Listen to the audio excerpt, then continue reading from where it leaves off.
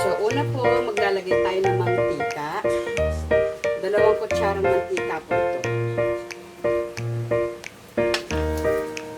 Painitin po muna natin siya.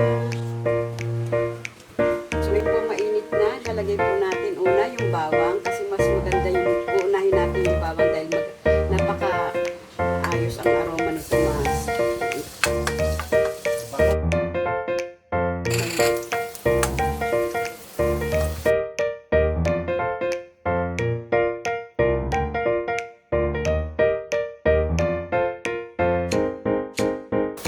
Ayan po muna natin siyang mag-brown.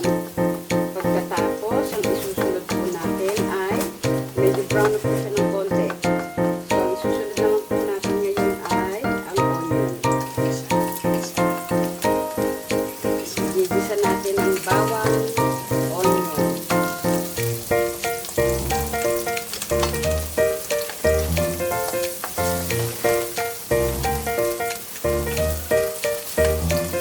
Yan na po. Okay, sarap na ng amoy. Oh my God. Nakakagutom.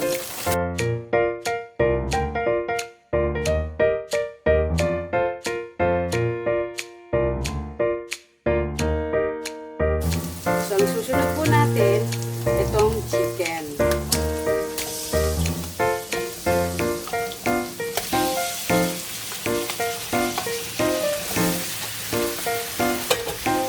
Ayan po muna natin mag-brown yung chicken.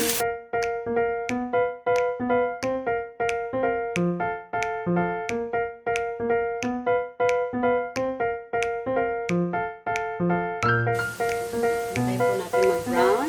Check po natin kung brown na siya. Wow, lapit na. Bango.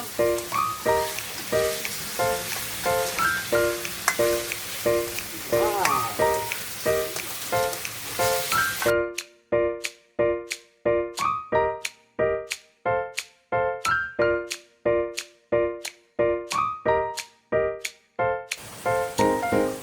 Ayan, brown na po siya. So, ang ilalagay naman po natin ngayon, ito na siya, brown na siya. Wow, ang bango niya. Wow. Sarap. Sarap tignan. Panatikman. Okay. So, ang iaano po natin ngayon, ang isusunod po natin ngayon ay isang salt. Kalahati kutsara po ito ng salt. Pagkatapos po, itong paminta.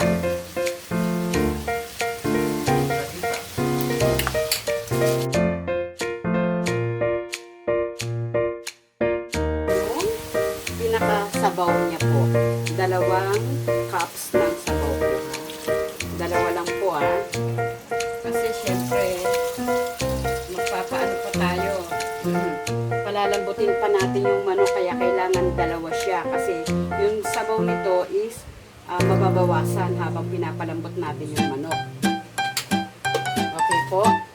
So ngayon, hayaan po muna natin siyang kumulo ng at least 10 to 15 minutes.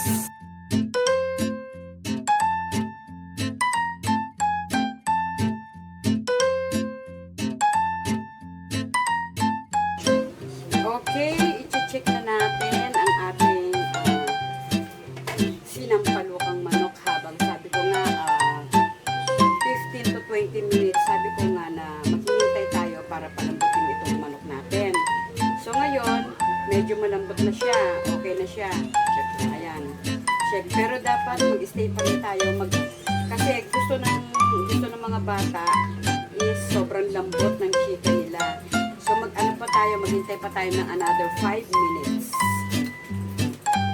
Hintay lang po muna tayo. 5 minutes more.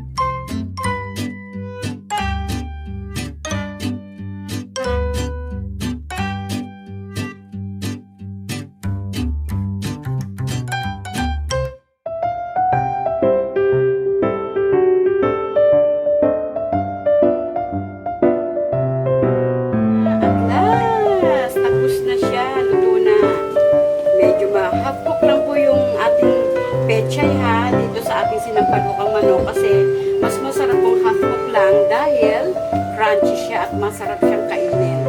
Tsaka yung vitamins po niya, healthy. Yung vitamins po ng gulay is nandiyan pa po siya. Okay? Let me taste it muna.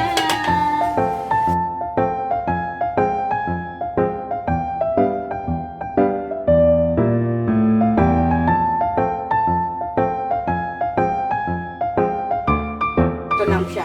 So, napakasarap. So, salamat po sa maraming sa panonood ninyo. Medyo maasim-asim kaya siya tinawag na Sinampalukang Manok. Thank you po. Papatayin natin yung apoy. Tapos na, kain na na.